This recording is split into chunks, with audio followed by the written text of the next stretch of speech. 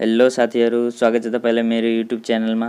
र आज हामी हेर्न गइरहेको छौं जुन लोक सेवाको सोधेको क्वेशनहरु छ त्यसको चाहिँ 10 वटा क्वेशन हामी हेर्ने छौं। र यसमा भिडियो अलि ठुलो हुनेछ किनभने चाहिँ डाइरेक्टै आन्सर भन्दिन कि यो छ र भाग्छु, त्यस्तो छैन। तपाईलाई डिटेलमा चाहिँ भन्छु कि यो आन्सर किन छ र किन चाहिँ अर्को आन्सर छैन, त्यो चाहिँ डिटेलमा भन्नेछु। सो हामी स्टार्ट गरौँ क्वेशन नम्बर 1 बाट। के छ चाहिँ क्वेशन नम्बर 1 मा सोधेको हाम्रो, यसमा भनेछ the theodolite is an instruments use for measuring very accurately. Theodolite एउटा यस्तो इन्स्ट्रुमेन्ट्स हो जसले मेजर गर्छ भेरी एक्युरेटली। अब त्यसले के मेजर गर्छ अप्सनमा यहाँ दिएछ, horizontal angle only, vertical angle only, horizontal and vertical angle, linear measurement. अब हेर्नु यो लिनियर मेजरमेन्ट जो हाम्रो छ, यो लिनियर मेजरमेन्ट गर्ने काम चाहिँ थ्योरोलाइटले गर्दैन। त्यो चाहिँ हामीले चेनले टेपले मेजरमेन्ट गर्नुपर्छ त्यहाँ कि कति चाहिँ डिस्टेन्स छ, यसले डिस्टेन्स मेजर गर्दैन थ्योरोलाइटले हाम्रो। अब क्वेशन आयो कि अब यसले के मेजर गर्छ त, अब यसले चाहिँ होरिजेन्टल एंगल भर्टिकल एंगल यो दुवै चाहिँ मेजरमेन्ट गर्छ। त्यही भएर चाहिँ यसको अप्सन के भइहाल्यो, C, horizontal and vertical angle. Linear measurement यसले चाहिँ गर्दैन, हामीलाई टेपले मेजरमेन्ट गर्नुपर्छ कि कति चाहिँ डिस्टेन्स छ, तर यसले होरिजेन्टल एंगल भर्टिकल एंगल हैन यो दुवै मेजरमेन्ट गर्छ। र यो दुईटै मात्रै होइन, बेयरिङ पनि मेजरमेन्ट गर्छ। जुन हाम्रो एंगल जो हुन्छ, कति एंगल छ त्यो पनि मेजरमेन्ट यसले गर्छ। डाइरेक्ट एंगल यसले निकालिदिन्छ हैन, डिफ्लेक्सन एंगलहरु यसले निकाल्छ हैन। त्यही भएर चाहिँ स्ट्रेट लाइनहरुको प्रोलंगेसन अफ स्ट्रेट लाइन गर्ने काम गर्दछ, कति अगाडि चाहिँ बढाउनु छ के छ त्यो कामहरु चाहिँ पनि थ्योरोलाइटले गर्छ। र थ्योरोलाइट चाहिँ तपाईको एउटा बेसिक इन्स्ट्रुमेन्ट्स हो, बुझ्नुभयो। थ्योरोलाइट भनेको बेसिक इन्स्ट्रुमेन्ट्स हो।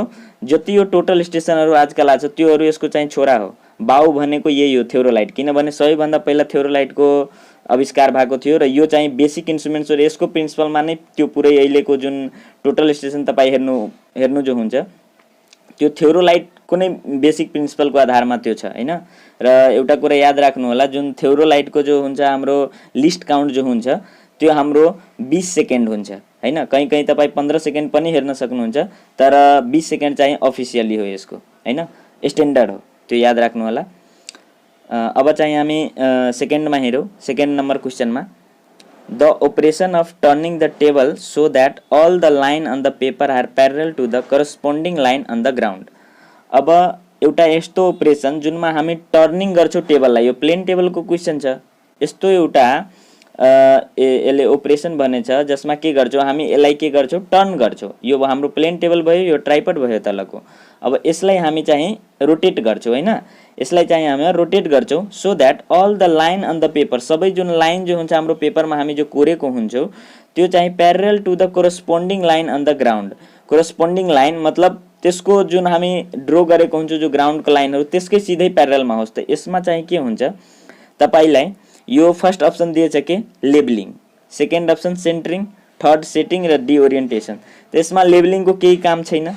यहाँ लेबलिङ भनेको त्यो कुरा यहाँ भनेको छैन, किनभने यहाँ टर्निङ भनेछ, टर्निङ ऑपरेशन अफ टर्निङ भनेछ र प्यारलल हुनु पर्यो पेपरमा। त त्यो काम चाहिँ न लेबलिङको न सेन्टरिङको न सेटिङको, त्यो काम चाहिँ ओरिएन्टेसनको हो। किनभने जुन हामी डाइरेक्सन हेर्छौं नर्थमा, त यो हामी मिलाउँछौं र प्यारलल टु द पेपर हैन। कुनै पनि हामीलाई यदि हातमा नक्सा दियो भने सबैभन्दा पहिला चाहिँ हामी हेर्नुपर्ने हुन्छ के यो ओरिएन्टेसन, यसको डाइरेक्सन चाहिँ कता छ हैन। त यो डाइरेक्सन मिलाएपछि पुरै प्यारलल टु द पेपर मिलि नै हाल्छ। त यो चाहिँ केमा आउँछ, ओरिएन्टेसनमा आउँछ, डी नम्बरमा आउँछ। त 2 को हाम्रो के भइहाल्यो, डी नम्बरको आन्सर भइहाल्यो हैन। अब चाहिँ हामी 3 नम्बरमा हेरौँ। 3 नम्बरमा के छ, the method of plane table, यो पनि प्लेनै टेबलको हो, commonly use for establishing the instruments station only. Only भनेको के, एकै ठाउँमा इन्स्ट्रुमेन्ट्स स्टेशन हामी राख्छौं अब हैन, इज अ। त यो चाहिँ कुन मेथड हो त, अब यो हेर्नु, method of radiation, method of resection, method of traversing र मेथड अफ इन्टरसेक्सन। अब तपाईलाई पुरैलाई डिटेलमा भन्दिन्छु म कि इन्स्ट्रुमेन्ट्स स्टेशन एकै ठाउँमा राख्ने भनेको कुन हो। अब यहाँ हेर्नु, यो मेथड अफ रेडिएसन के हो, यस्तो मेथड जुनमा के छ, यदि हाम्रो यो ग्राउन्ड छ भने यहाँ हामी प्लेन टेबल राखेर फटाफट चाहिँ हामी के गर्छौं, प्वाइन्टहरु लिइरहन्छौं र ड्रो गरिरहन्छौं। यस्तो मेथडलाई हामी रेडिएसन मेथड भन्छौं। र यसमा चाहिँ के हुन्छ, इन्स्ट्रुमेन्ट्सलाई एकै ठाउँमा फिक्स गरेर राख्छौं, त्यसलाई हामी रेडिएसन मेथड भन्छौं। त योमा इन्स्ट्रुमेन्ट्स स्टेशन ओन्ली भन्ने छ, मतलब ए को चाहिँ हाम्रो आन्सर भइहाल्यो। र बी सी डी को किन भएन त्यो म डिटेलमा अहिले भन्छु तपाईलाई। मेथड अफ रिसेक्सन भनेको त्यस्तो मेथड हो जुनमा यदि यो बीचमा हाम्रो यो खोला बगिरहेछ हैन। अब यहाँको चाहिँ हाम्रो यहाँदेखि यहाँसम्मको के छ पोइन्ट लिनु छ, सर्भे गर्नु छ, यसको ड्र गर्नु छ हाम्रो पेपरमा। त अब यहाँ के गर्छौँ हामी, यो ए पोइन्ट छ, यो ए पोइन्ट हाम्रो भइहाल्यो र यो बी पोइन्ट हाम्रो भइहाल्यो हैन। अब यसलाई सी पोइन्ट गरेर यहाँदेखि यहाँ गर्ने र यहाँदेखि चाहिँ हामी यहाँ गर्छौँ र इन्टरसेक्सन जुन पोइन्ट आउँछ यहाँदेखि यहाँ गरेर यहाँ हामी मिलाइदिन्छौँ र चाहिँ हाम्रो त्यहाँको के गर्छौँ भने यहाँदेखि जब हामी यहाँ प्लेन टेबल यहाँ राखेको हुन्छौँ पहिला ट्राइपोड लगाएर यहाँ हैन, त्यसपछि चाहिँ योदेखि यो पोइन्टलाई इन्टरसेक्ट गरिदिन्छु, हामी यो पेपरमा पनि गरिलिन्छौँ। त्यसपछि यहाँ ल्याउँछु र यहाँ इन्टरसेक्ट गरेर फेरि यहाँ ल्याइहाल्छु र यो पुरै चाहिँ हामी ड्र गरिलिन्छौँ। यो चाहिँ के भइहाल्यो हाम्रो रिसेक्सन मेथड भइहाल्यो। र ट्राभर्सिङ मेथड कस्तो मेथड हो, ट्राभर्सिङ यो सपोज मेरो ग्राउन्ड छ र यसमा हामीलाई के गर्नु छ, सर्भे गर्नु छ, पोइन्ट लिनु छ यसको हैन। अब चाहिँ यसको चाहिँ नक्सा कोर्नको लागि हामीलाई कति अप्ठ्यारो हुन्छ। अब हेर्नु यहाँ योहरूमा रुखहरू छ हैन, रुख छ, यता पहाडहरू छ सानोतिरो, जो कि हामी यहाँबाट यताउता हेर्न सक्दैनौँ। हामी यहाँबाट यो पुरै ठाउँ चाहिँ भिजिबल छैन। तब यस्तो अवस्थामा चाहिँ हामी ट्राभर्सिङको युज गर्छौँ र त्यसबाट के गर्छौँ हामी ट्राभर्सिङ मेथडमा यहाँदेखि पहिला जहाँसम्म भिजिबल छ यहाँसम्म छ भने यहाँसम्मको पोइन्ट लिन्छौँ, यहाँदेखि त्यसपछि यहाँको लिन्छौँ, यहाँदेखि यहाँको लिन्छौँ, यहाँदेखि यहाँको, यहाँदेखि यहाँको, यहाँदेखि यहाँको, त्यसपछि फेरि यहाँको र पुरै चाहिँ के गर्छौँ हामी प्लेन टेबलमा चाहिँ हामी त्योमा ड्र गरिलिन्छौँ। यो चाहिँ थर्डको भइहाल्यो। त यसमा भनेको थियो कि इन्स्ट्रुमेन्ट्स स्टेसन ओन्ली एकै ठाउँमा राखेर, त यो चाहिँ बुकमा एन्सर गल्ती दिएछ, बी को रिसेक्सन। यसमा हुन्छ ए को मेथड अफ रेडिएसन जुनमा एकै पोइन्टमा राखेछ। अब फोर्थ नम्बरको हेरौँ, when several contour coincide it indicate। several contour मतलब धेरै कन्ट्युरहरू एक ठाउँमा कन्साइड भने छ, यसमा त्यसको युनाइट पनि भनेर यसले सोध्न सक्छ, त्यही भएर मैले लेखिदिएछु। युनाइट इन्डिकेट्स एकै ठाउँमा कुन अवस्थामा चाहिँ एकै ठाउँमा सबै कन्ट्युर लाइनहरू आउँछ। तब यो हेर्नु, एउटा भर्टिकल क्लिफ छ, एउटा भ्याली छ, स्याडल छ र रिज छ। तब यसमा हेर्नु कन्डिसन दुईवटा मेनली चाहिँ यसमा कन्फ्युजन गर्छ। एउटा भर्टिकल क्लिफ छ र यसमा दिएको छैन त्यो एउटा हुन्छ over hanging Cliff, over hanging HANGING hanging Cliff CLIFF Cliff. अब ओभर ह्याङ्गिङ क्लिफ र भर्टिकल क्लिफ बुझ्नुभयो भने योहरू छैन, भ्यालीहरू छैन, स्याडलहरू छैन, रिजहरू छैन। रिज भयो तपाईँको जस्तो खेत हुन्छ नि, खेत। अब यसको जति त्यो हामी खेतमा जुन लगाएको हुन्छ यो हाम्रो खेत भयो, बीचको आरी जस्तो भयो, त रिज भनेको कुनै दुई पार्टलाई डिभाइड गर्ने हो, त्यस्तोलाई हामी रिज भन्छौँ हैन। भ्याली त बुझ्नु नै हुन्छ, भ्याली जुन हाम्रो अब सपोज यता पहाड जस्तो भयो, यो तल जस्तो ठाउँ भयो, यो हाम्रो भ्याली जस्तो भइहाल्यो। त यसमा चाहिँ के हुन्छ, अब कन्ट्युर लाइनकै यहाँ कुरा गरेछ भने यसमा चाहिँ हामी डाइरेक्टली कन्ट्युर लाइन के गर्छौँ, यो चाहिँ हाम्रो भर्टिकल क्लिफ भयो। यो भर्टिकल क्लिफ भनेको यो पहाड छ र यस्तो डाइरेक्ट चाहिँ सिधै आछ, यसको भर्टिकल क्लिफ यसलाई भन्छौँ। र ओभर ह्याङ्गिङ क्लिफ भनेको यो पहाड आछ तर यसको चोटी चाहिँ यस्तो अलि बाहिर निस्केछ हाम्रो यसको। तब यसको कन्ट्युर लाइन यहाँ के हुन्छ, ओ क्रस गरिहाल्छ, एकले अर्कोलाई चाहिँ क्रस गर्छ। यसको यतिसम्म आछ, यसको चाहिँ अर्कोले क्रस गर्छ। तर यो कन्डिसनमा के हुन्छ, क्रस गर्दैन, जति पनि आउँछ यो यहाँसम्म आउँछ, यहाँसम्म आउँछ र यहाँ मिलाउनु भयो भने के हुन्छ, सबैको चाहिँ एकै ठाउँमा यहाँ चाहिँ के हुन्छ, युनाइट भइहाल्छ, एकै ठाउँमा मिलिहाल्छ यो सबैको। त यो भर्टिकल क्लिफको केसमा के हुन्छ, कन्ट्युर लाइनहरू युनाइट हुन्छ एकै ठाउँमा। त यो चाहिँ के भइहाल्यो हाम्रो 5 को एन्सर, 4 को एन्सर के भइहाल्यो हाम्रो भर्टिकल क्लिफ। भर्टिकल क्लिफको अवस्थामा के हुन्छ हाम्रो यस्तो हुन्छ, कुनै पनि पहाड यस्तो सेपमा छ भने नि यसमा हामी कन्ट्युर लाइन बनाउँदा सबै लाइनहरू के गर्छ, यहाँभन्दा बाहिर जाँदैन, किनभने यहाँभन्दा अगाडि त केही छैन नि। त्यही भएर यहाँबाट जति पनि हाम्रो लाइनहरू आउँछ नि त्यो सबै यहाँ भएर यहाँ आएर सबै चाहिँ यहीँ एकै ठाउँमा आउँछ। त्यही भएर चाहिँ के भइहाल्यो भने भर्टिकल क्लिफमा युनाइट हुन्छ एकै ठाउँमा। यो फोर्थको त्यो भइहाल्यो एन्सर। अब फिफ्थको कर्भ अफ भेरिङ रेडियस। अब कस्तो कर्भ छ जसको चाहिँ रेडियस चाहिँ भेरी भइरहन्छ। अब सिम्पल कर्भ हुँदैन, यो त आर्क जस्तो भइहाल्यो सिम्पल कर्भ। कम्पाउन्ड कर्भ भइहाल्यो हाम्रो, त्यसपछि ट्रान्जिसन कर्भ भइहाल्यो, त्यसपछि रिभर्स कर्भमा यस्तो अब जति यो माथि छ त्यति यो तल जान्छ, यस्तो रिभर्स कर्भ खाले भइहाल्यो। कम्पाउन्डमा पनि हुँदैन डिफरेन्स रेडियस वालामा। अब जसको चाहिँ भेरिङ रेडियस मतलब रेडियस चाहिँ बढिरहेछ। अब यहाँदेखि यस्तो हेर्नु, यस्तो ठाउँमा के हुन्छ, यस्तो गरेर हेर्दै हाल्नु, रेडियस यहाँ 5 छ, यहाँ 10 छ, यहाँ 15 छ, यहाँ 20 छ, यहाँ 25 छ। अब यो बढ्दै जान्छ कन्टिन्यू। त यो अवस्थालाई के हामी भन्छौँ, ट्रान्जिसन कर्भ हैन। जुन हाम्रो 5 नम्बरको जो एन्सर हुन्छ यसको हुन्छ ट्रान्जिसन कर्व, किनभने ट्रान्जिसनै कर्वको यस्तो अवस्था हो जुनमा चाहिँ के गर्छ, रेडियस चाहिँ भेरी भइरहन्छ। अब त्यसपछि हामीहरू 6 को द रक्स यस्तो रक हैन, the rock form by deposition आर्कल, डिपोजिसनको कारणले हुन्छ।